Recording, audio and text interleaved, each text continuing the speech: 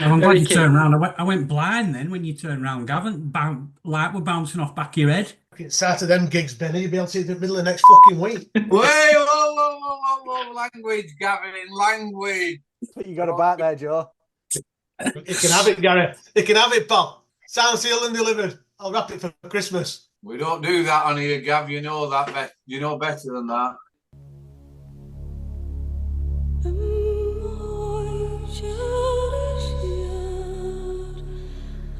It's the Housecast Dream Team, the kings of the West End. From Higgy to Blaise, their legacy won't end. Stan wanted more than 50 years, but it's not up to him. So who's in your team? Who is out? Who is in?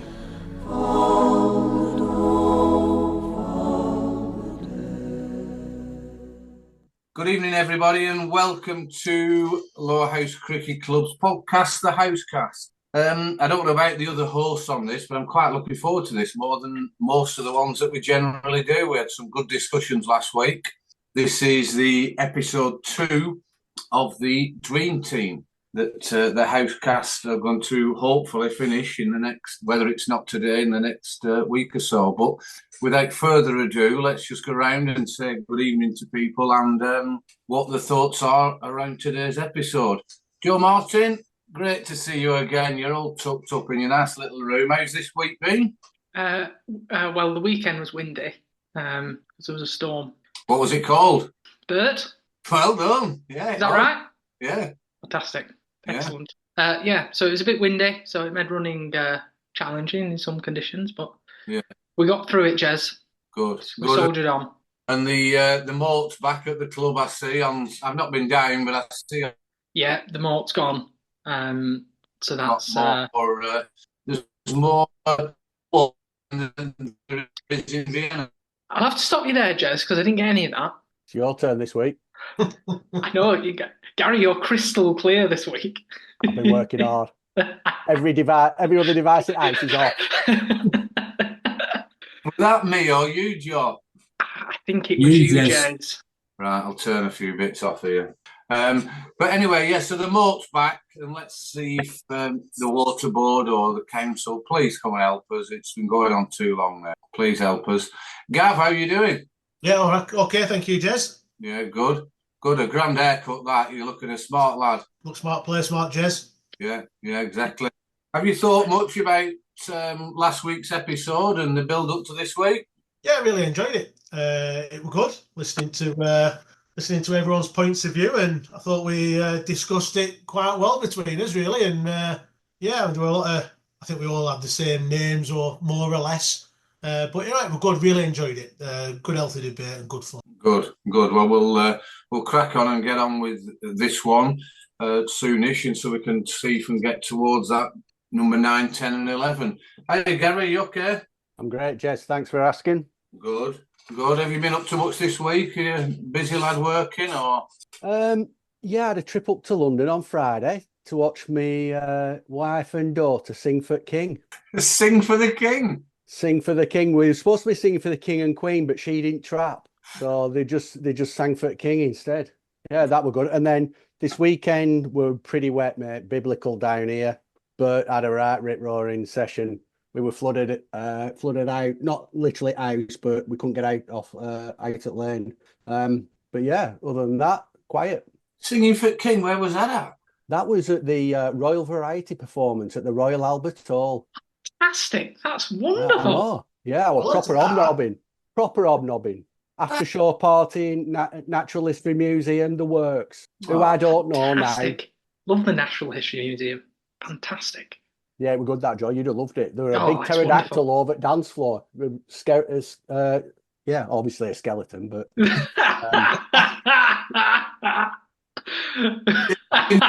Aren't there? yeah.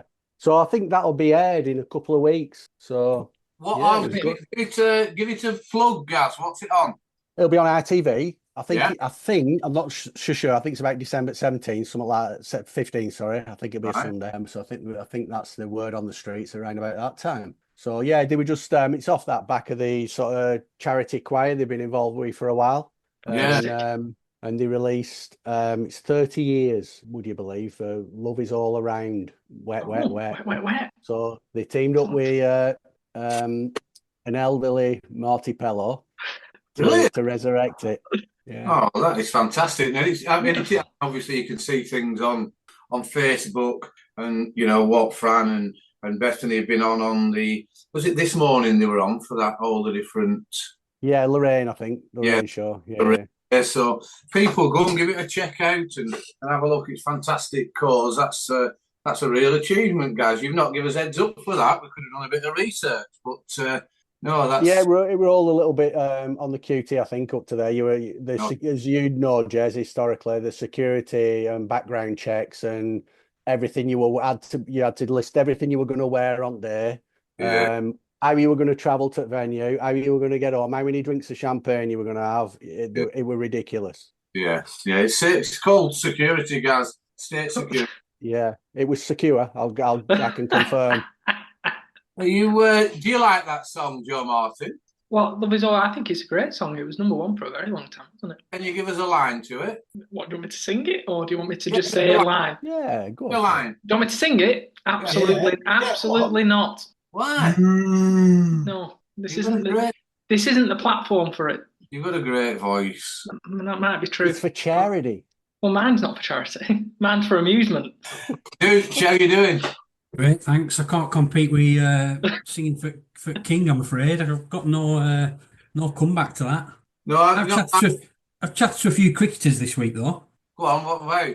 About the team selection and all sorts. So lots of people have got some interesting views. Oh, brilliant. Anything you can share with us, or is it all a bit controversial? No, it's not controversial. A few people asked why we were so lax with the selection criteria. I don't know if you want to settle that, Jez. A few people saying, why would it not been better to have some rules? I gave an answer, but I'll let you give the official answer. Well, we've mulled it over probably for 12 months now, with maybe a little bit less walking around the grounds in summer, and we have to come up with some deadlines and timescales of who we're going to pick.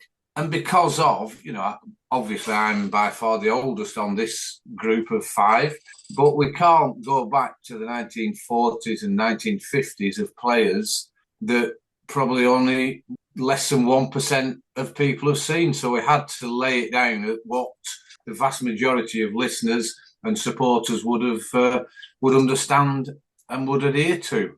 So that's why we chose 50 years. Who knows? Next year we might do one and go extend it later.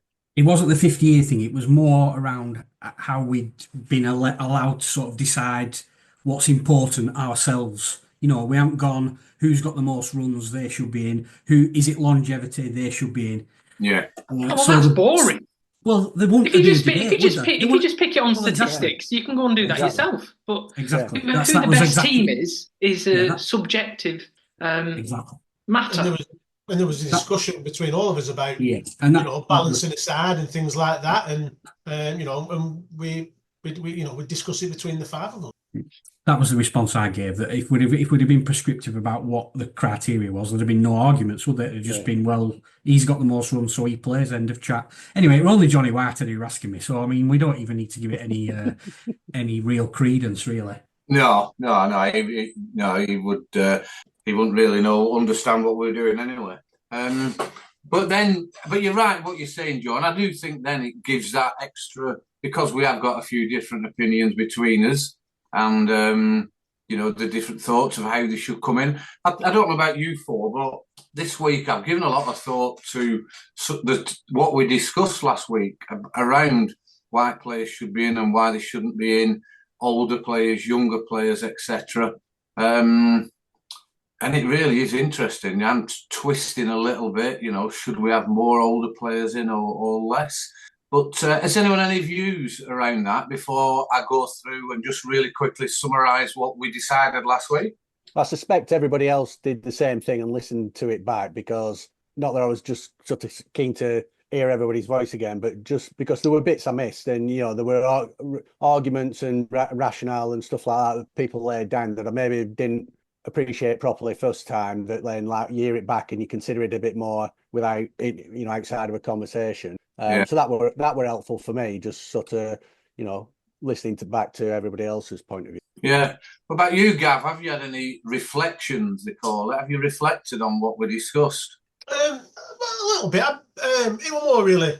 I enjoyed the conversation really. I enjoyed listening to everybody and putting their points across. I mean, I pretty much I'd picked my team before we started, and I'll be honest with you. Apart from the Stan and Johnny one, and there's one or two. There's one more. Sorry, I'm pretty satisfied and comfortable with who I've picked. But that to me, that's the joy of it. In listening to what you lads have to say, and thinking, perhaps I didn't think about that, or and that's the beauty of the format that we're doing it in, and discussing and selecting. That's the whole purpose of it, and that's hopefully what the listeners enjoy. Yeah, and I tell you what, Gav, what you said there, and just like Gary's alluded to, listening it, back. I've got to say that you and Dooch was set on your teams beforehand, and there wasn't much movement, was there? Whether that's right or wrong. I mean, Joe's just folded his arms and hunched back in his chair as if to say, "Go and boil your head." Your NBC's a crap, dude. But we've got it's a debate. Think about it beforehand. Get your rationale, but don't be thinking your mind can't be changed. Dooch, because I've heard a little whisper you had a little bit of a change of heart from your team that you'd set in stone from 3 months ago. When you say whisper, you mean the message I put in the WhatsApp group that you read? Yeah. Yeah, I've definitely changed my opinion on one of the slots, and I come pretty close to changing my opinion on one of the others. But I've definitely had a change of heart on the wicket keeping situation. Oh my goodness! Well, we didn't nail that on, did we? I think that towards the end of the episode, and we said we'd carry on with it this week. So let me just quickly recap and see if anyone's got any strong objections to what we finalised last week. So the definites who are in, and obviously we only worked batters down to maybe all rounders, and the pro was discussed. We've got Ben is a definite in, Blez is a definite in, Fincher is a definite in, and Charlie is a definite in. We then discussed, and I think 4 of us said that Frankie was in for a definite amateur, and 1 of us said that we would have Frankie as a pro, which I think is another good subject to debate now. And it was Joe Martin, and I really appreciate his thoughts, that he feels that he was the best professional in his view that contributed as much as he did. Whereas I would be thinking we could squeeze him in as an amateur and get a professional in, but that's for debate. Has anyone got any changes to that, or have I misread anything there with those 5 players? No, that's what I wrote. They were my notes from last week. Brill. Right, so we're happy enough with that. So I think let's just see if we can get to a decision now around the other opening bat. So I think we've all got Ben opening, and then I think we whittled it down to, we got rid of Nick Hope. We'd whittle it down to possibly Johnny Whitehead, Steve G, or Stan. Has anyone else got any extra additions to that, or any thoughts, or just who wants to start to say who we remove from that? Joe Martin, what do you think? Who would you put in as that second batter? Johnny Whitehead. Gav? Initially, my initial pick when we first started thinking about it a while back, Stan were definitely in there, but building up to last week, thought about it, and I thought Joe made some great points last week, and I just think Johnny Whitehead has to be in. I thought Gary made some great points about Steve G, further strings to his bow, the bowling and things like that. Didn't see Steve play, but with the rest of the players and the bowlers who we're going to talk about later, I don't necessarily think Steve would bowl that many overs. Therefore, I think I'd stay with Johnny. I think, in my opinion, he has to be in the team. So yeah, I'd go with Johnny. Dooch? Yeah, Johnny just. I've had a real think about it this week, and some extra things went in Stan's favour. Primarily the changing the rules about professional and, not just professionals, but bowling allocations. So 2012 was the last year that a bowler could bowl as many overs as he wanted. From 2013 onwards, they changed the rules, which meant that obviously bowlers could only bowl a limited number of bowlers, therefore teams would have to use more bowlers, making it obviously theoretically easier to score runs rather than facing 25 overs from a pro at one end. But the other knock-on effect of that is obviously clubs would be less inclined to sign bowling professionals if if there was a limit on the overs. So I was really giving Stan a chance to get in this team, but even though I've weighed it all up, I still think Johnny gets in ahead of him. Johnny actually played 1 year in the old rules in 2012 when it was still 25 overs a bowler, and he was only 17 and he got 624 runs that year. So Yeah. I don't think in the old rules I don't think he would have suffered, and therefore I'm sticking with him. Okay, then. Cheers. Thanks for that. And I think it's worth just, I know we had the messages between us, Dooch. My thoughts about the pictures going back then, and you've got a really good, a valid point around the bowling doesn't seem to add to that point that the wickets were poor, and that's why the batters got less runs. And your point is, why didn't the bowlers get more wickets? Which is a real valid point. But then we came back with, some bowlers were bowling 25 overs, some pros were bowling every week, certainly the spinners, and it was very difficult for the batters. But yeah, so we've got that point across. Gary? Yeah, I'd put obviously put Steve G forward, and he didn't play a lot of games, didn't score the weight of runs that a lot of the other guys we've quite rightly mentioned, Stan, Johnny Whitehead, etc. And I think I said at the start of the last episode when we set off with the openers that for me it was my most difficult area of selection. I'd drawn Seaman partly for the less prescriptive. Well, let's just look at the top 5-6 run scorers of the last 50 years and then we can all go pub for a pint.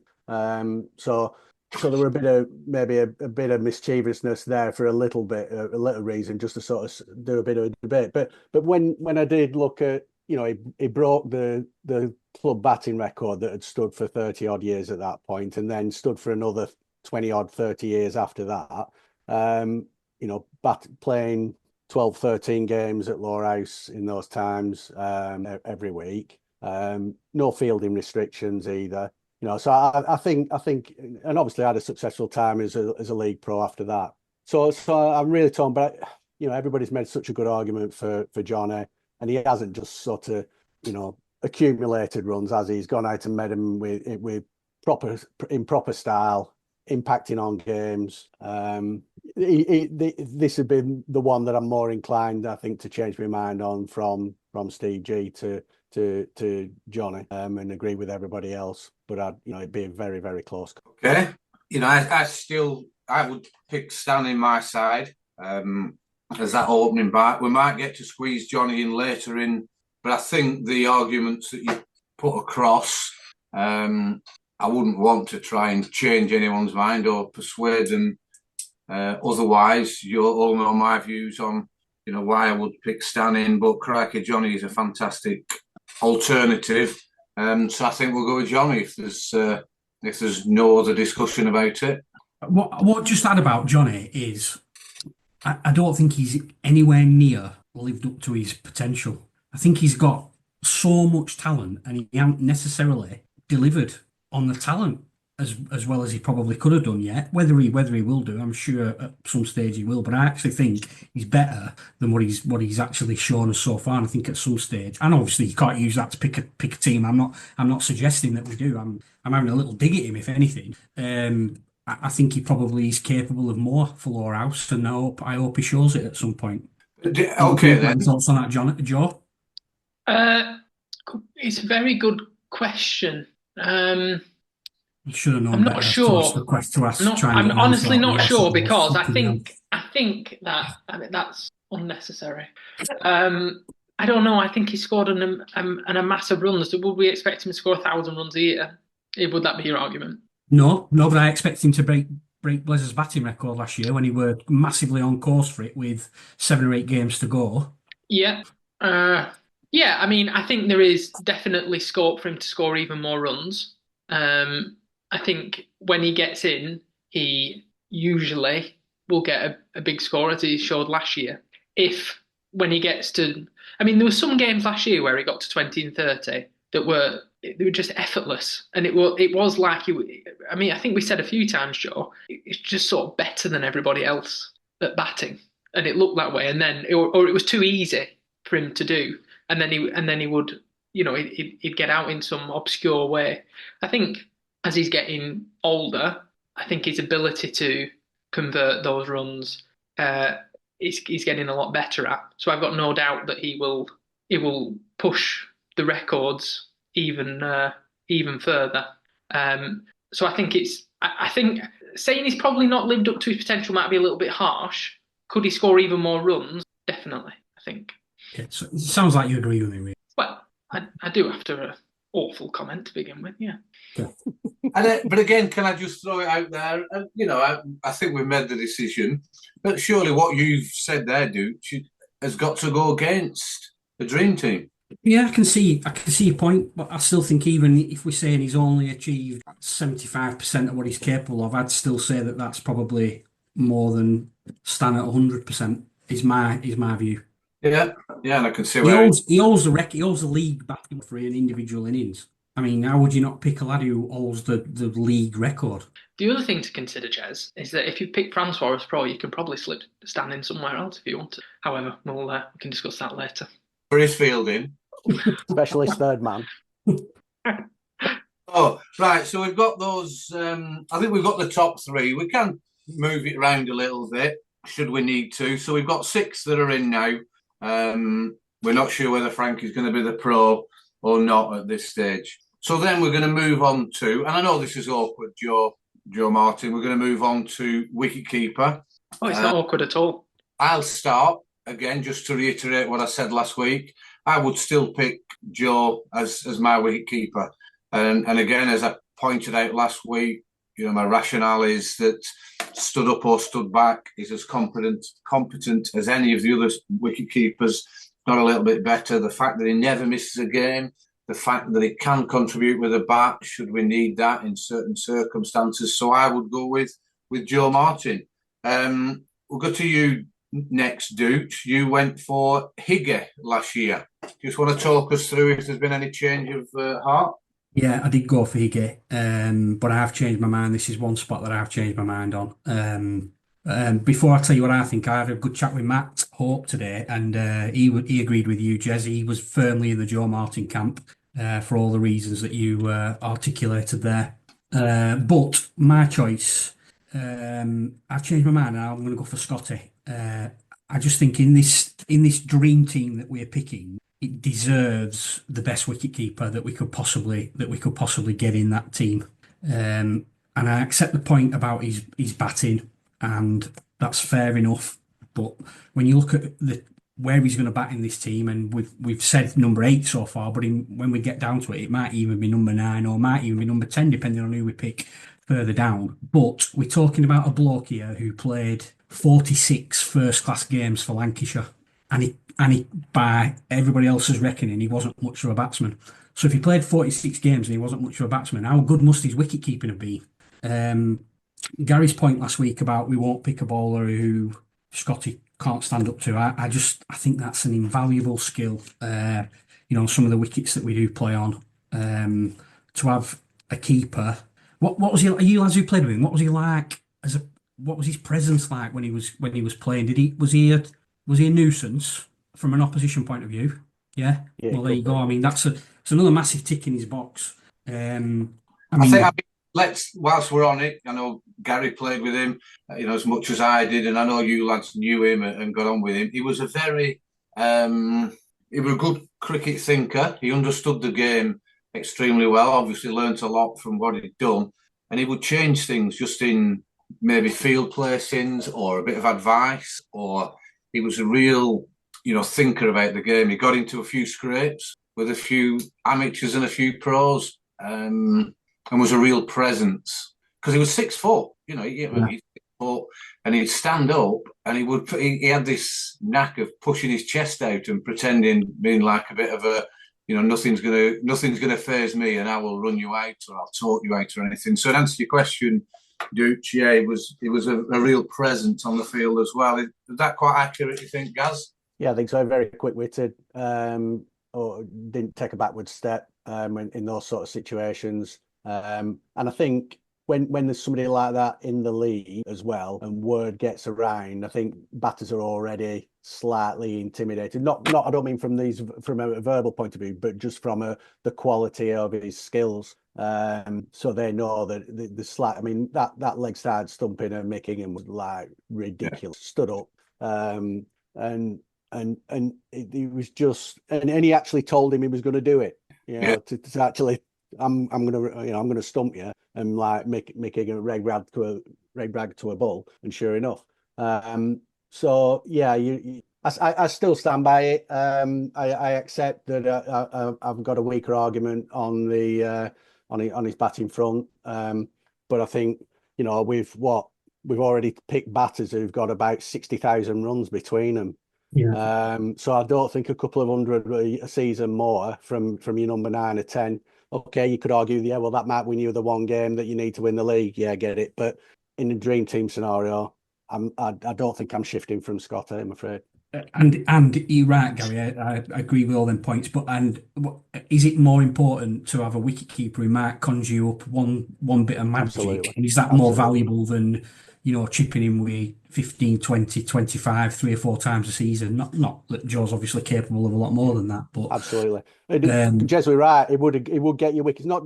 I made the point last week about him standing up to get wickets, but he could read batters. So he would say, this guy just wants to hit it legs. So this guy wants to go over the top. This guy's going to just waiting for a hook shot. You know, and long before that came to be proven with, you know, him flailing a hook shot somewhere or something, you know, and the number of times he did that to actually help the bowlers and help the captain field setting wise, just working out just from the batter's stance or his trigger movement or whatever it was, just coming up with that bit of advice. It was quite special. Yeah, it was. Gav, your thoughts? As you know, last week I picked again. I was pretty adamant in my reasons for picking again.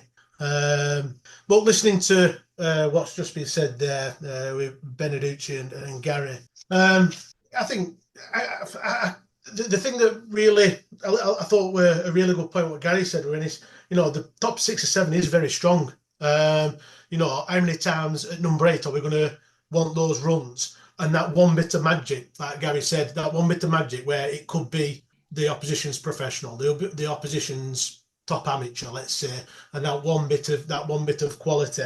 If I were pushed, I'd still pick Iggy, but I'd be willing to, you know, be swayed on the arguments, the very good points that have been put forward for Scotty. Never saw him play. I don't think. But I think, you know, the points that have been made are valid ones and very good ones. And I could be swayed to put the best man in position. And if that's Scotty, well then, so be it. Okay, thanks for your honesty, Gav. Joe Martin. It's a question about whether you pick the wicketkeeper who currently holds the record, or do you pick who is the best wicketkeeper as a talent or entity. So it's, you know, in Iggy's favour, you've got longevity, you've got the fact that he holds a record, the fact that he can bat, and in Scotty's case, you've got pure talent of him being the best wicketkeeper. And again, it's for the balance of the side. I mean, initially I picked Jack McGregor and he was batting 11, and I know he came back to Bake Up and he ended up being a really good batter. But there's no reason why Scotty can't bat 11. I mean, I actually think the bowlers that we're going to pick would bat above him anyway. So I think they're the questions for me of whether on balance, do we need, for this team, do we want to pick a batter and can keep, or do we want to pick the best, or do we want to pick the best keeper? Which is, you know, without a doubt, it's, you know, the best wicket keeper that's been at the club is Scotty. I don't think you can doubt that. That's where I think that's why this is such a good podcast for us, because it is a real discussion point. And what you said there, do we pick the best wicket keeper? You know, I think we do. You know, obviously it's a fictitious team and we're not looking at, you know, I think it's just the best, you know, who would we really want to watch and who is the best there. And that's why I think, you know, I would be swayed to go for Scotty. And I'm sorry, Joe, I would dump you. I think that's fine. I mean, realistically, I'm a product of longevity rather than anything else. So I think that's fine. But so, we pick the best keeper, and it's without a doubt it's Scotty. You look at his first class record and then his record at Lowerhouse, and then add all the anecdotal data in. You pick Scotty. That's the way it should be. Right, we're going for it. Anyone got any real final objections? I mean, what you were saying there, Gavin, it's a good point. And I'm the same. It's 51 for Joe Martin, 49 for Scotty, if we were down to those two. So it is real fine margins. But I would go with Scotty. Yourself, Gav, can you be swayed that way? Like I said, I think the group have put over some very, very good points. I'm happy to go with the group. Good. Okay, so that is our 7th player that's in. Any thoughts now on how there's quite a few all-rounders already been picked. Well, there's 2, isn't there, I suppose? 3 if you include Ben. Do we look at an all-rounder now, or do we look at the professional? Or bowlers? I'd go all-rounder. I'd leave the pro till last. I think that's an interesting discussion to finish with. Okay, then. So we'll look at all-rounder who is going to bat anywhere between 4 and 8. Someone who obviously has got to bat and bowl, and looking at this side, I've got to do it well. I'm just going to throw out 8 people that I've got down in my list and see if anyone's got anyone else, and then we can start to go through and either dismiss or say they go through into round 2, if we want to call it that. I've got Graham Bushell, Johnny Hartley, Frankie, who is already in, obviously, Matt Hope, Joe Hawke, I've put Joe Beneducci, Dave Worley and Matt Walker. Has anyone else got anyone else that they've thought of that they want to throw in over and above those 8? No. No. There are a couple of names in there that I didn't have in, but... When you say no, yeah, I've got one in there that I won't have in as well. Dave Worley weren't much of a bowler. The recording cut out there. I thought, did you say all round or very round? I can understand if it was very round and Beneducci's in, but... Are we talking I presume we're not talking about spinners here, then, are we? In the all-rounder spot, have you purposely left? Well, you can't have because you've included me, obviously. What about Patrick? Yeah, I mean he's in my bowlers, is Paddy, to be fair, but so he could sneak in that as well. Yeah, and Benbow, Tom Walker and Trip and Barrett Tripathi. So let's increase that to 12. I'll put those in. There's Paddy Martin, Chris Benbow, Tom Walker and Barrett Tripathi, so we could throw those in. So we've then got 12 in the all-rounder slot. Are we all picking a spinner? You can't have Barrett. He's not played 30 games. Was he not? Right, we'll get rid of him. There's somebody else who has, though. Trevor Jones. Yeah, but he's not an all-rounder. No, he was very round, but to use Gab's line, but I've got him in as a pure bowler. Yeah. I was just thinking, if we're all picking our spinner, would it be easier to tick that one off now and name our spinner rather than... Yeah, good point. Then we can minimise the all-rounders. Yeah. I'll start on that, and I'll have a real quite strong argument for this. It has got to be Paddy Martin. And my reasoning for that is that he's just getting better and better and better. I think, his bowling, the way he's doing, he bowls round the wicket this last couple of years, has really timed times down, very intelligent player. He's ideal for our setup, for the way we play. And I think, he was at the start of his career as an outstanding batter. I think he went off a little bit for whatever reasons, but the last couple of years that's coming back now. And I do genuinely think that will only get better in the next 2 or 3 years, and he will get some significant runs for us. So for me, it's Paddy Martin, and I've no one else that I would really like to put in there, even though I have mentioned Trevor Jones, outstanding player, and Walt, a great spinner, but I don't think they would add as much to this team as Paddy would.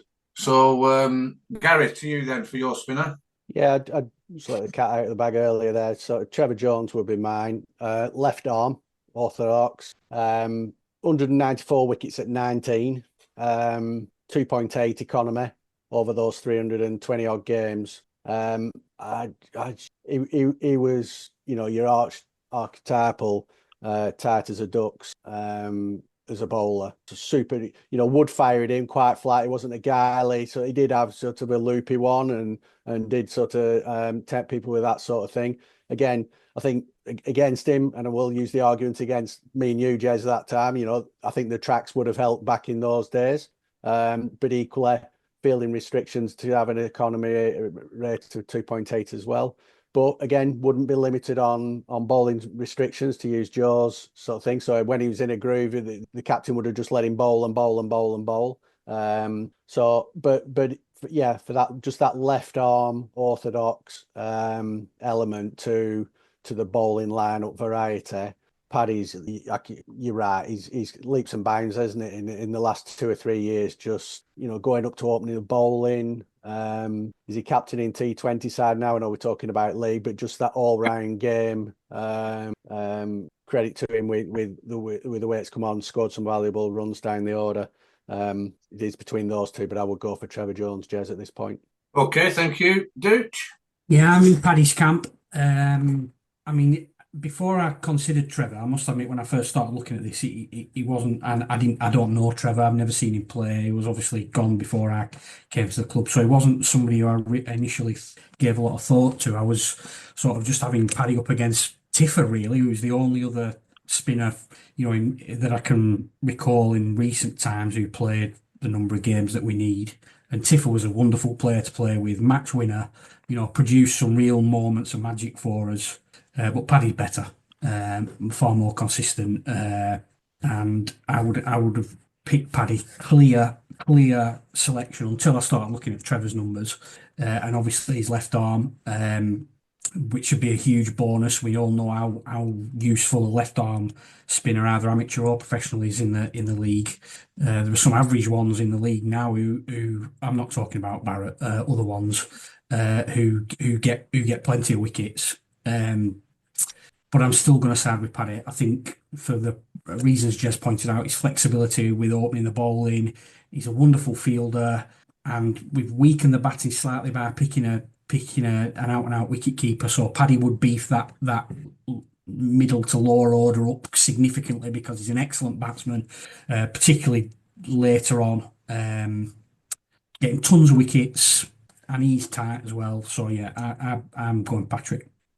Point of order, Jez. I've just realised, looking at the stats, I don't know whether this allows us to keep Trevor Jones in or not, but he did actually make his debut before the period we're talking about, whilst he did play within the period. Are we still? Is that still cool as far as the rules are concerned? Yeah. They must have played a game in the last 50 years. So if it's before it, that's where I lost Iggy last week. I'd filtered him out when I couldn't find him in a spreadsheet.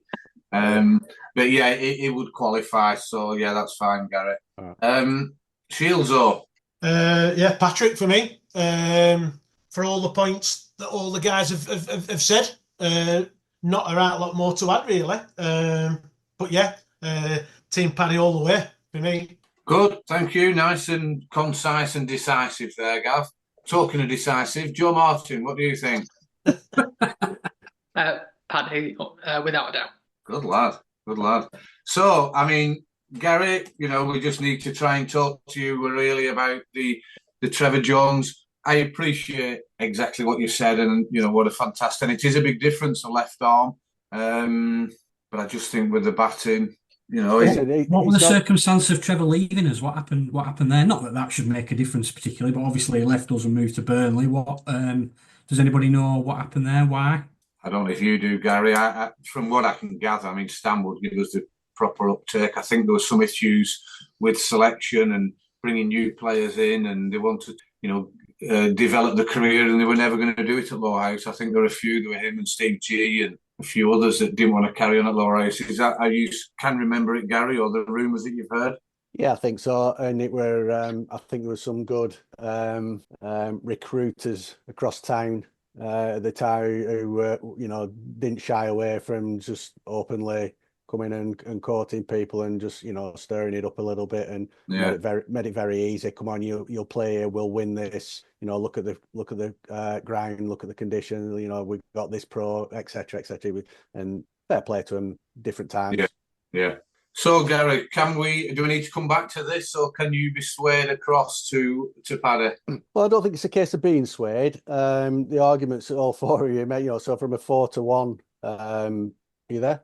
from a 4-to-1 basis, you know, it's fine. And I said Paddy's a great shout anyway. Joe's point, I think, just about you know, losing some runs on Scotty, whilst I don't think it's a massive issue, but I do take the point that sways it probably back in that way. I'm happy with Paddy. Absolutely no gripes with it. I just fancy that left arm. So if you want to go with Paddy, I'm cool with that. Okay, then. So that gives us Ben, Johnny Whitehead, Les, Finchy. We've still got Frankie as a pro stroke amateur. We've not decided that yet.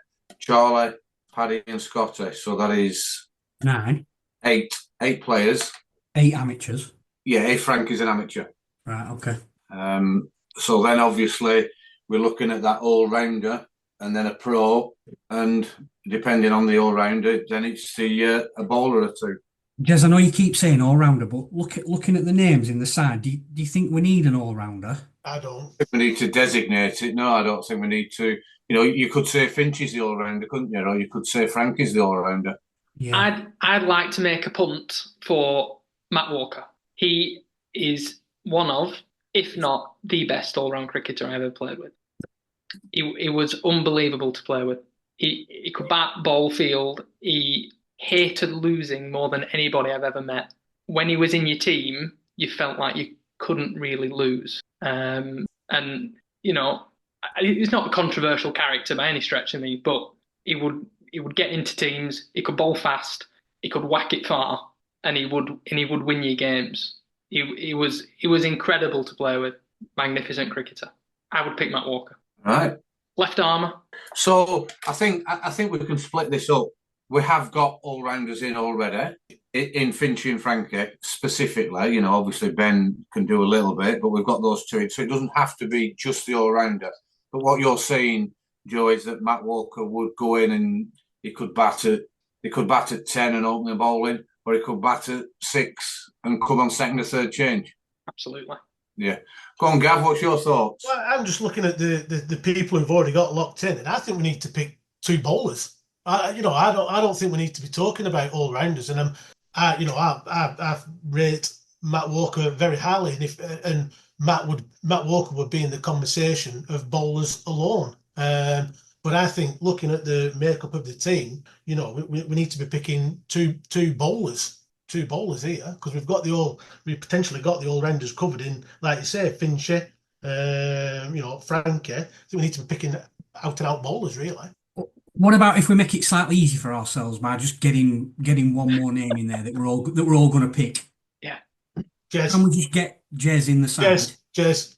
I mean, we're all going to pick Jez, aren't we? Let's be honest. We're all going to pick Jez. We'll have a look at his numbers in a minute. But again, this next pick for Jez is on a par with picking Ben or Blaise or Finchy. He's the club's leading wicket taker.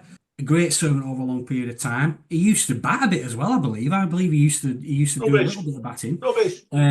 So we could make it very easy for ourselves by getting Jez in the team, and then we've only got one more amateur spot to find. Would anybody have any objections to putting Jez up in the Lowerhouse Dream team? Absolutely not. Definitely not. Okay.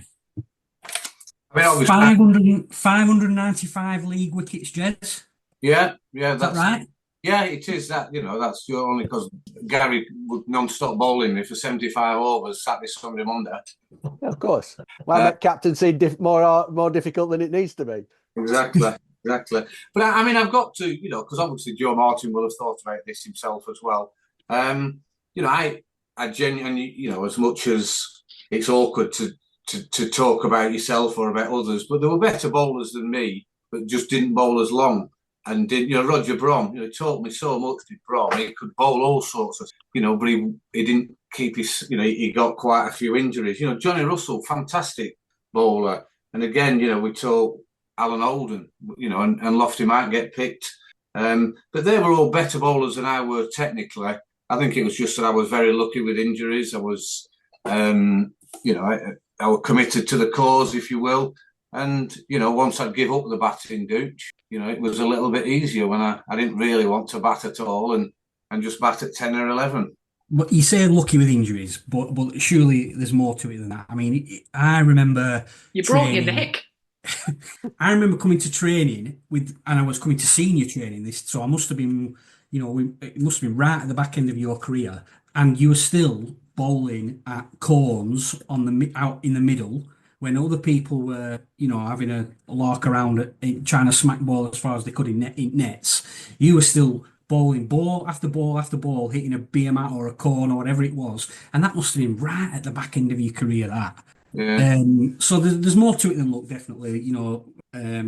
Longevity is about more than just luck with injuries.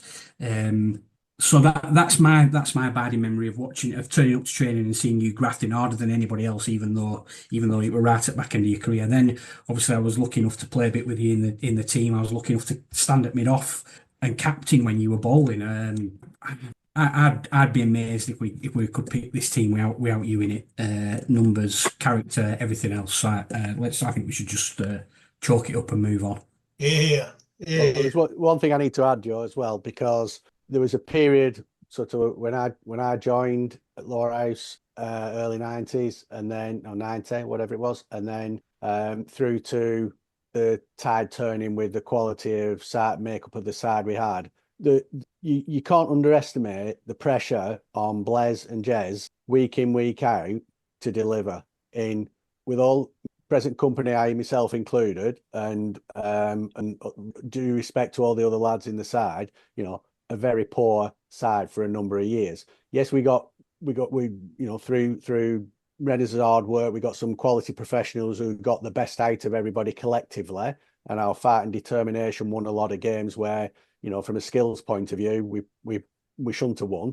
But you can't underestimate, to perform week in, week out, like I say, and get flogged by his skipper to, ball, give me another 3 overs just till, pros had a breather, or I can bring Matt back on or whatever. You can't underestimate that in your side. And those numbers are right, 600 wickets at 23s. And I'm willing to bet there's a pretty even spread between home and away on that. That's not just down to taking the advantage of a green top at the West End or something. Those wickets will be on every single ground in that league against all caliber of people.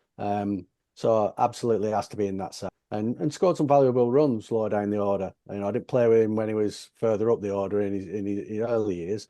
But again, reliable, would do a job. If I say I need somebody to go in and try and shore an end up, or to try and smack a few quick runs, he'd never say no. He was always there. So has to be in the side, no doubt about it. Other valuable points, obviously, what you've all said about the playing side of it, absolutely, but also as well in the dressing room, not to be underestimated. I think last week Jez made a point about Stan saying I'd like to be in the trenches. Well, I'd love Jez in trenches with me. Great team, man. Would always back you. Would always be next to you. 100%. Well, we can move on. I've got other players, and we've got a few players to pick from here now. So let's move on to. Are we going to do we'll not do the professional yet. Give us a spin through what we've got, Jez. How many out and out bowlers have we got in this team? Right, well, if I did it, let's say seam bowlers. How much seam bowling have we got? One. Well, there's me, Frankie, Fincher, and then Ben as a bit of backup. So we need another bowler, proper bowler. Yeah, there's 1, 2, 3, 4, 5, 6, 7, 8, 9, and the pros 10. So I agree. We need another bowler. Yeah, so Joe's already nailed his close to the mast with Matt Walker. Well, I'd pick 2. Because you Frankie's your professional, right? Okay. Okay. In my team, the names that I had were similar to what Jez mentioned earlier.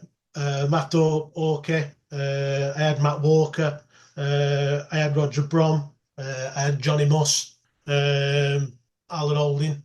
Any one of them won't let you down, but I went with Lofty. It's remarkable when you look at the numbers of a lot of them people that you just named there, particularly Matt Hope, Brom, Hawkey and Johnny Russell, how similar the numbers are. They're all in a similar bracket for wickets, economy, average is all very, very similar. Johnny maybe has just got less wickets than the others, but bowled less balls than them. But Matt, Brom and Hawkey's numbers are all very, very similar. Matt's got more wickets than them, but they are all in a very similar bracket. Yeah, I've gone with Lofty as well. Again, that sort of left arm angle, but hooped it round corners.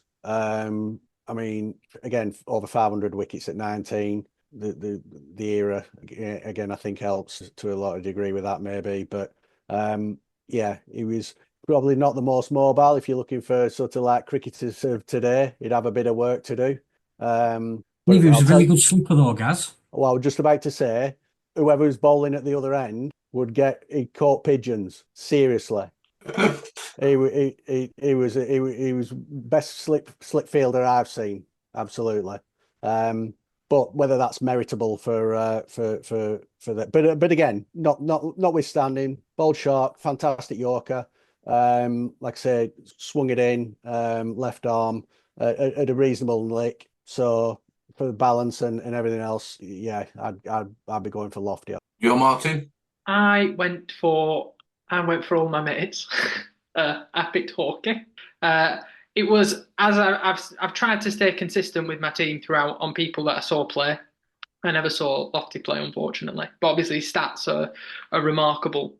Average of 19 and around threes. So, fantastic. I picked Hawkey because he always delivers in very big games. When I look at Worsley Cup finals and league defining games, Hawkey always shows up, and a great guy to have around the team as well. But as Dooch said, I think that there is a group of players there: Matt Hope, Hawkey, Roger Brom, all with similar stats that you could pick any of them. I think if you're going on stats, I think you'd probably go for Lofty, I would imagine. And weight of wickets, over 500 wickets is a real feat, and a Lowerhouse legend as well. So you can pick anyone essentially. Yeah, I mean, I'm talking. I really, Brom was such a so good for me and so helpful for me, but he's not been picked on individual. You can't just pick your mates like Joe Martin is. So I think I would go for Lofty. So that's Gary, Gav, and me for a definite for Lofty. What were yours, Dooch?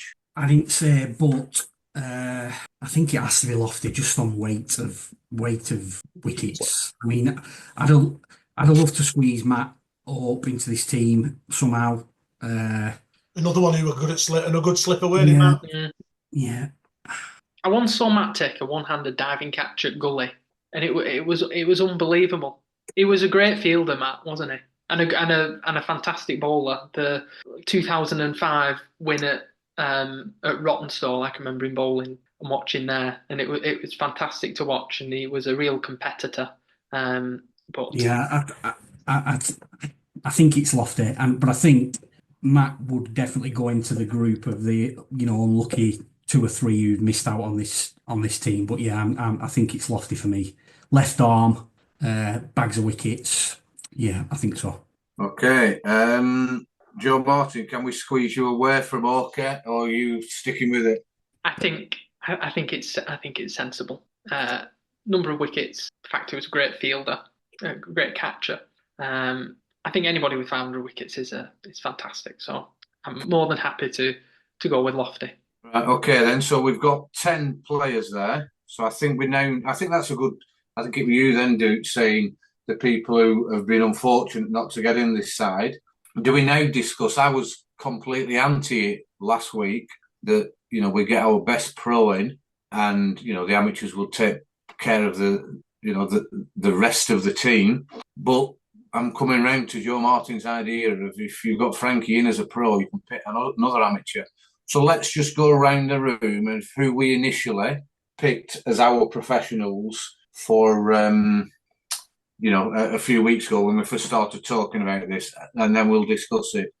Gav, will you go first, please? Yeah, I went with Macca, McDonald. Okay. Because you like the food he serves.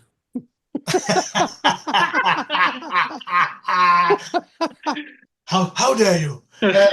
No, as Gary said, a while back, we've been quite lucky. Renner's used to get some quality pros, and the current committee, Matt Stansfield and et al, have continued in that in that way. But looking at McDonald, he was class. utter class. With bat, ball, field, by all accounts in the dressing room. Didn't play in the dressing room with him, obviously, but he just oozed class, I thought. It was pretty an easy call for myself, to be honest, McDonald. Okay. Gary?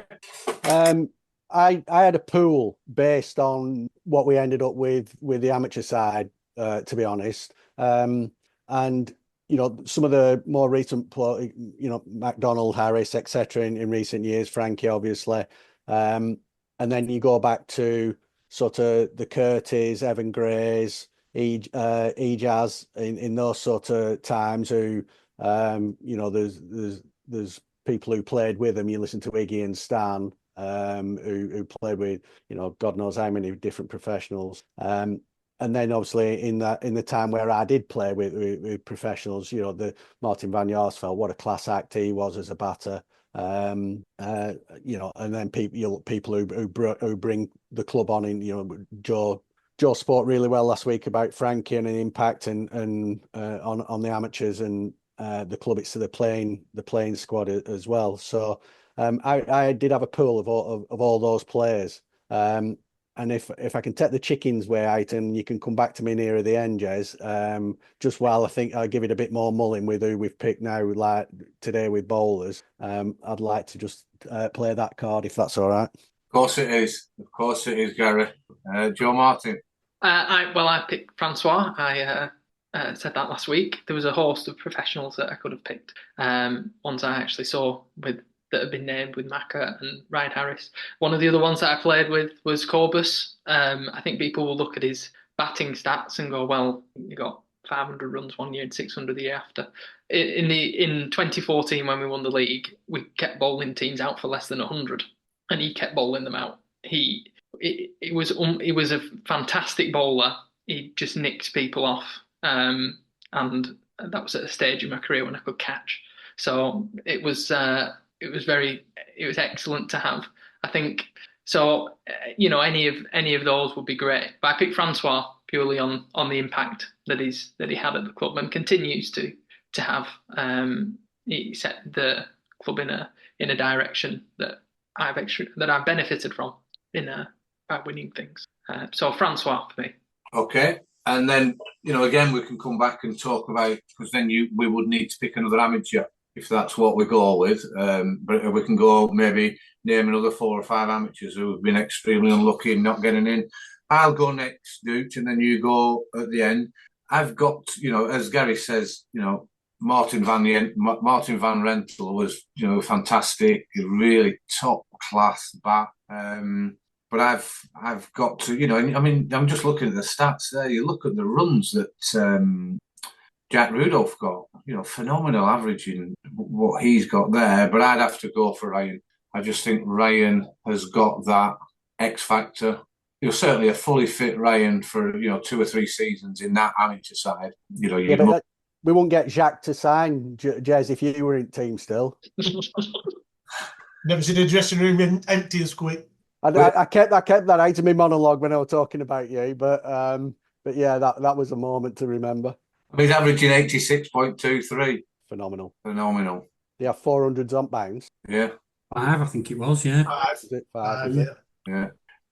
But he wasn't the all rounder that Ryan really is. So I would go with Ryan. Dooch, we'll go to you before we go back to Gary.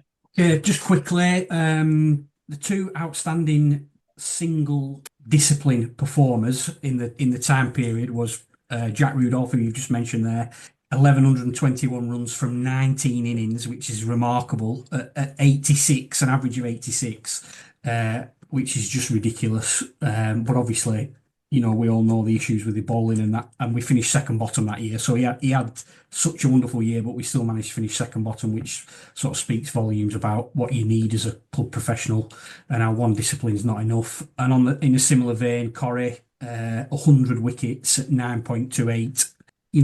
It's just staggering performance, but didn't really contribute anything with the bat. So I couldn't select either of those 2, even though those are the 2 standout performances. Obviously, Martin had 2 fantastic years, scoring over 2,000 runs in 2 years. For me, it came down to Ryan or Macca, and I favour Macca. Ryan was the most fun professional to play with by a distance of all the pros that I played with. All right, it was a lot, not as many as some of the people at our club, but I've played with a lot of pros. Ryan was the most fun without, and I don't mean off the field stuff because we all know he's a great lad off the field, but I'm talking about during games. Standing in the field, watching him running and bowl faster than the batters could handle, even on wet pitches at Lowerhouse or anywhere else, was brilliant to be a part of. It was the only time that I sort of felt like that playing for Lowerhouse. But Maka was top notch. Ticks every box, runs, wickets, superb cricket brain. Look what he's gone on to do after he played for Lowerhouse. He obviously went on to play for Australia. He's now probably got the biggest coaching gig in world cricket. And I know we're not selecting on things like that, but his performance for Lowerhouse was brilliant. He missed a chunk of games in the middle of the season to go on I think it was Victorian touring party. But when he came back, he was just as good. Runs, wickets, superb player, and for me, just edges Ryan in the whole package of a cricket professional. He'd be pretty much ideal. Yeah, no, good points there. Good points to do. And he's averaging 54. He's no slouch with that. 18 innings and 68 wickets at 12. Crikey, as an all-round pro, you couldn't ask for any more. Gary, you've listened to us four. Have you anything else? What has it changed anything for you, or anything you want to add to that before we start nailing down? Well, I think everybody's arguments are completely valid there. I think on the face of it, probably the people I didn't play with feel like more of a shout with the stats. Who was the best that you did play with, Gary? If you were picking one if you were doing Joe Martin, you were picking your mates, who would you pick? So picking my mates, I'd be legs all day, but he's not. But no, so just in true countdown style, you can see that I had Macca down as well. Lineup for that impact that season. I didn't play with him, obviously, and seeing how the whole team responded. Yeah, he was on my quite a big. Okay, then. So and I can be persuaded from Ryan to Andrew McDonald. So now I think we just need to all give some thought to do we want another amateur to come in and consider Joe Martin's suggestion that we have Frankie as the pro or not. So let's look at who's left as amateurs who might have just been squeezed out. So we've got Stan. Yeah. Steve G. What you're asking here, Jez, is if any of these players, are they better than a professional? That's what you're asking here. Well, I'm not, because it's a case of, I think Joe Martin's saying Frankie deserves to get the gig as pro because of what he's done, not just on ability, for what he's done for the club as a whole, how he's carried on, and having the best dream team. Is that accurate, Joe? Yeah, I think so. I mean, this team aren't going to play anybody. So... All right, then. Let's not bother. So he's sharing his wages to some. So I think when I think about the best pro, yes, I take all the arguments with around Ryan, and I think one thing that really made me laugh when we were talking about Ryan, all the years ago when Duke said it's like having a really hard mate at school in your team, that made me laugh. And the same with what Macca did. But I look at what Francois achieved, especially in that first year in 2011, with some experienced players, but a bunch of 16-year-olds, to perform so consistently, usher us through to win the league, then win the double, then win the T20. I think his achievements, not only he was a great cricketer, but taken holistically, his impact to actually win things, I think adds a significant amount of weight to it. To him being the professional for the team. Yeah. I would agree. I would agree with what you're saying there, John, and I agree about the impact he had at the club and things like that. But this is the best ever Lowerhouse team, and we can pick Frankie, who's achieved all that and made all those impacts. And I completely agree. We can pick him and then Andrew McDonald because he qualifies as an amateur. That'd be sort of my view on it. I picked him as an amateur, but again, I agree wholeheartedly with what you've said. But if anything, that to me would prove why we should pick him as an amateur, because we get another excellent player in. Yeah, I agree with you there, Gav. I think the thing that I would say would be if I was Francois, and it probably doesn't matter, I guess, but would I want the accolade of being our pick as the greatest ever professional in the last 50 years that we think, or one of the best amateurs? You'd want the pro pick, but Absolutely. That's not the motivation for this team being picked, is it? No, sure, but and he don't listen to the podcast anyway. Well, maybe, but even so, it's It's a secret listener, I've been told. He says he don't listen, but there's someone with his name that's on it every week, and I'm not sure there's two Francois or Housebrooks knocking about Rose Grove. they're ultimately my reasons for picking. I mean, he was a great cricketer. There's no doubt about it. I think we just need to boil this down into a very quick vote. Joe Dooch is right. Francois, I think we would agree. Yeah, I hear what you're saying, Joe Martin. He's done so much for the club, and and when you talk about those early victories, the league title, but is he a better player than Andrew McDonald in cricket? Well, obviously not. Yeah, so that's what Joe Dooch's point is. We would be a better side by picking the better players. But then on Joe Martin's side, it is a case of the kudos of him being picked as a professional, not massively weakening the side. And we could also squeeze another amateur in. So the way we're going to do... I mean, if you're saying that, you think about who the actual best player is of the who's played at the club, and although he probably didn't perform that well, it's probably Pravaka, right? He was the best player at the time. And we wouldn't pick him, I don't think, but depends on how you're arguing it. No, we wouldn't. I certainly wouldn't, because there has to be a certain amount of loyalty in a club person as well. Which Andrew McDonald, Ryan, Frankie, they are. So I think they cancel each other out. I think the best way to deal with it is, there's five of us on, is a simple yes or no answer. Do we want Frankie as an amateur, as a pro? So I'm going to go around one by one and ask you the question, do you want Frankie as the professional? And I want a yes or no. Joe Martin? Yes. Joe Beneducci? No. Gary? No. I'm saying yes. Gav, it's over to you. It's 2-2. No. Did you get that? No. Yeah, we got it, Gaz.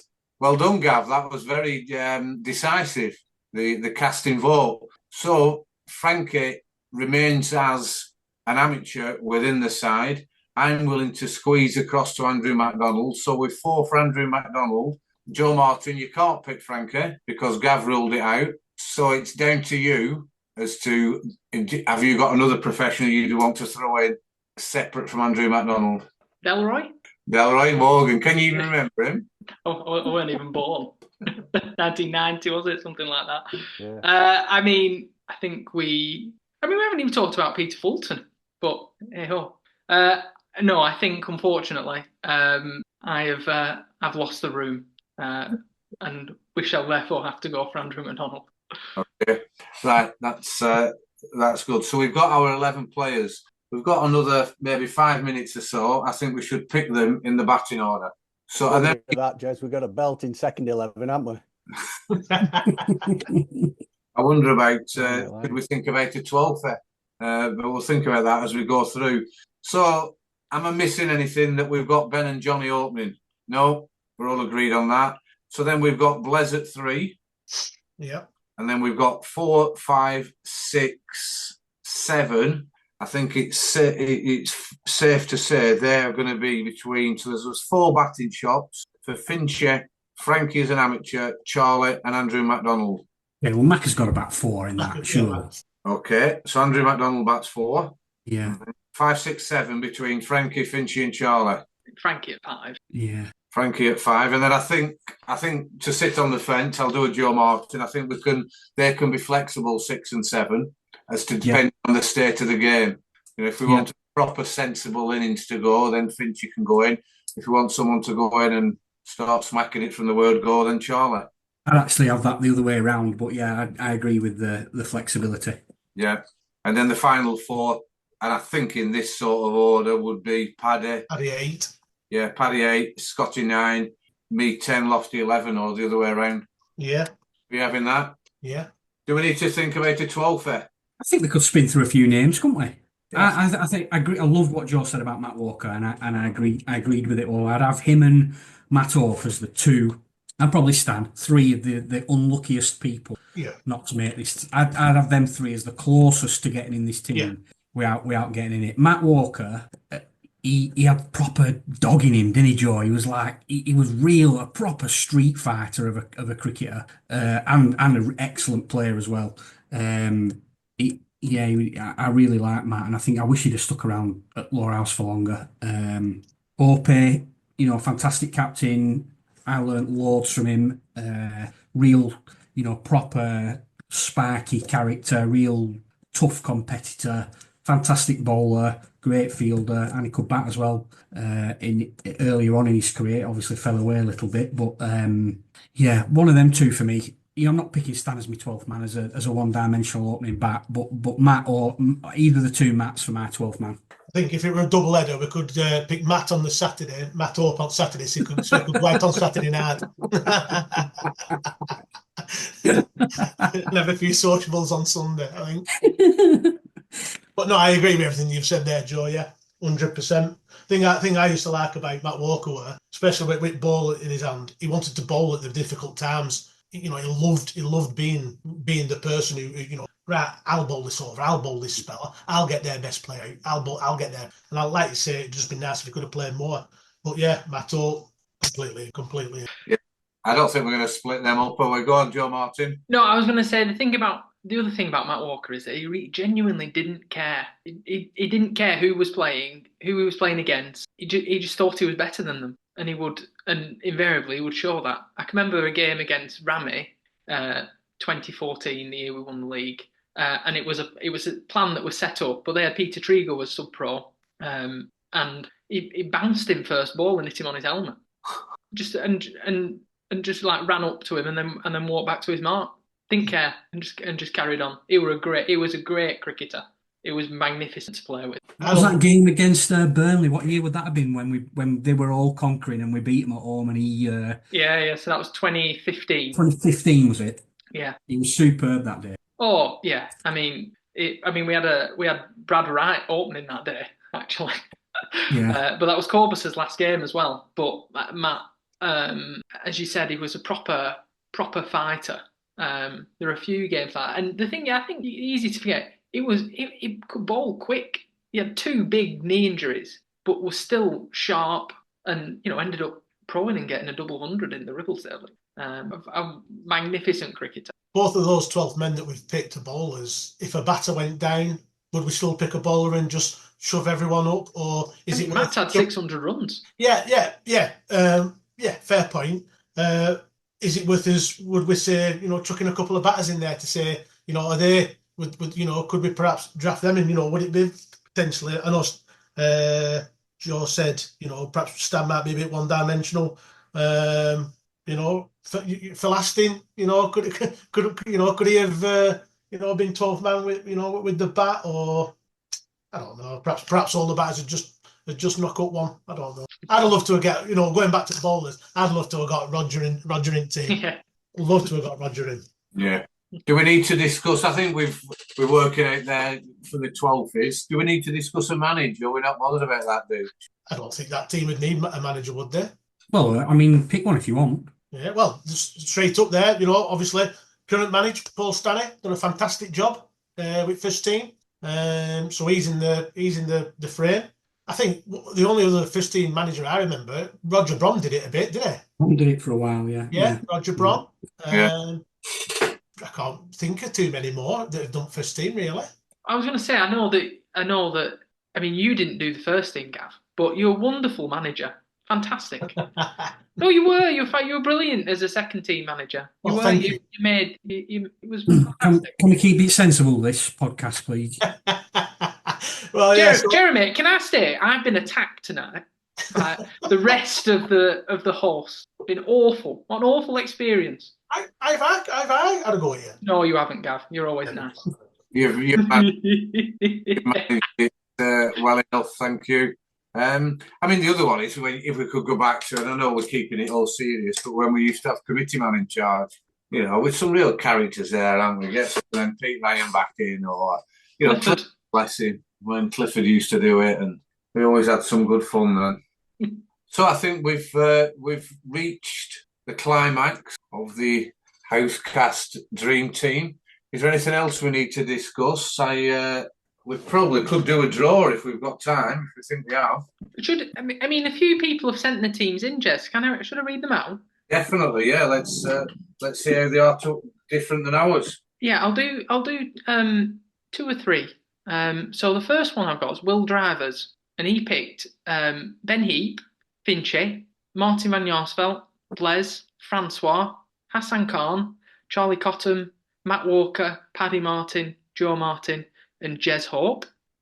Jack Turner, he picked Ryan Harris, Finchy, Johnny Whitehead, Blaise, Ben Heap, Charlie, Paddy, Chippy, Matt Hope, Jez, and Tom Walker. Matt Hope, he picked Stan, Finchy, Blaise, Ben Heap, Higgy, Joe Martin, Paddy Martin, Jez Hope, Alan Holden, Francois, and Ryan Harris. Hang on a minute. Can we just hold that? Yeah. So Matt picked Joe Martin and Brian again. Yeah. Okay. Jedi. Well, that were on one of his teams, Jez. He might have picked somebody else on one of his other teams. Matt's second team. Who sent it in? Dave Gardner sent this one in from Matt. With a swap for Francois for Phil Astin. That's nice. Oh no, he picked Francois in that. Who's he not picked? Finchy. No, he's picked Finchy. No, he must have picked Francois as pro. No, he's picked Ryan Harris. I'll just read it out. Stannington, Ben Heap, Blaise, Finchy, Francois, Jez, Matt Hope, Alan Holden, Joe Martin, Phil Astin, and Ryan Harris. So he's not picked Higgy in that. A couple from the Martin clan. So from Paddy, we've got Ben Heap, Johnny Whitehead, Blaise, Finchy, Francois, Charlie, Matt Walker, Paddy Martin, Joe Hawke, Joe Martin, and Jez Hope. Big G, Ben Heap, Johnny Whitehead, Martin Van Jaarsveld, Blaise, Francois, Finchy, Charlie Cottam, Paddy Martin, Scotty, Jez Hope, and Alan Holden. Well, Graham's picked Scotty over his own son. Yeah, I told him to. I said, well, it makes sense. It's the best way, it made sense. Hang on a minute. So Graham Martin hasn't picked his own son, but Paddy Martin's picked himself. Well, but again, it's fair, right? Isn't it? It's absolutely fair. He's the best bowler, best spinner. I've no problem. I have no there problem aren't with many left field picks, are there? For these teams that people have been sending in, there aren't many left field ones, are there? No, they're all pretty safe, aren't they? Well, pretty safe. We can go to Stuart Worley, who has picked Steve G, Higgy, Blaise, Curtie Hazard, Francois, John Hartley, Graham Bushell, Jez Hope, Roger Bromley, Alan Holden, and Trevor Jones. Good. But the names that were all discussed. Yeah, but they're all absolutely. names that have been discussed, aren't they? That's what I'm saying about left field. I don't think there's anybody who we haven't talked about really, who perhaps we should have. And that bowler heavy. It is bowler heavy, yeah. Which is good. You've got to bowl sides out. Do you want Matt's third and 14? Who sent him in? I don't know. Mia sent one in. The dog sent one in. So there's a few of them. So wonderful stuff. What we've talked about our batting order, Jez. What about bowling lineup? Who's going to open bowling and from which end and stuff like that? Well, it depends which way the wind's blowing, doesn't it? Okay, so if there's no wind, for the sake of argument, it's a still day. Which end are you opening from? Still day. Is it sunny? Yeah. Is it a good pitch? Stan's prepared it, so probably not. Well, it's got to be Lofty and Andrew McDonald, hasn't it? And then between me and Paddy coming on first change, Frankie, depending how old he is, because Frankie was a good opening bowler, weren't he? When you think going back to when he was pro, you can't go back. You can't go back to then. No, he's not pro in this team, is he? 2017 or 18, I can't remember which day it is. So let's see what reactions we get when hopefully this will be out in the next day or two. We're 25th of November now, so let's see what reactions we get for it all. Is there anything else before we finally close up? It's getting towards bedtime. Just run through the team, Jez. Of course I will. Ben Heap and Johnny Whitehead are the openers. Blaise bats at 3. Andrew McDonald bats at 4. Frankie bats at 5. Charlie and Finchie are between 6 and 7. Paddy's 8. Scotty's 9. Me 10 and Lofty 11. Good side. Well done, Better chaps. to watch them. So anything else? I'll go around the room clockwise. Gooch, anything you want to add before we finish this episode? No, I'm just wondering how we're going to top that now. What we're going to do next after we've done that? It feels like we've been stewing over it for such a long time. We're going to have to come up with something else now to keep us occupied. Yeah. I have got a few little games in my head that I've been trying to run past Joe Martin, but he keeps poo-pooing them. No, we should have a Lowerhouse. We should have a Housecast Christmas games party thing. All climb on. All climb on. Were it not all pile on? Not all climb on? It I was think that pile was on. Lisa's version. Was it not Lisa thought it was climb on? Oh, yeah. He's listening. Could we virtually have a game of that, guys? No, that'd be interesting, wouldn't it? As long as there's no collection box involved, Gav. So you broke up there, Jess. Sorry. So Christmas do, are we gonna have a look down there? Certainly the 4 of us. Yeah, 100%. We'll have a Christmas do, aren't we? Yeah. Hell, Gav, you look like you've just been dug up. You feel like it, mate. All right, Dukes, nothing else from you. Gary, anything from yourself before we finalise this episode? No, quality exercise. That thoroughly enjoyed it. Good. Let's think. You guys have spoke a lot of sense for once. Let's think of what our next initiative is. Joe Martin, anything from you? No, good fun, lovely stuff. Good stuff. Gav, what about yourself? You always come. Are you up to much this week in your work? In work all week, just behaving. No, really enjoyable 2 episodes. Good discussions, and I think there can't be too many complaints with the 11 that we've. Well, I don't know. We might be stirring something. We'll have to wait and see. We'll see about that. Yeah, we'll see. So everyone, thanks very much. Don't forget to subscribe and like and pass it on. And if you've got any suggestions, we've got a couple of guests up our sleeves that we're looking to get on. Give us a shout if you've anything you want to add or you want to come on. So thanks everyone for listening.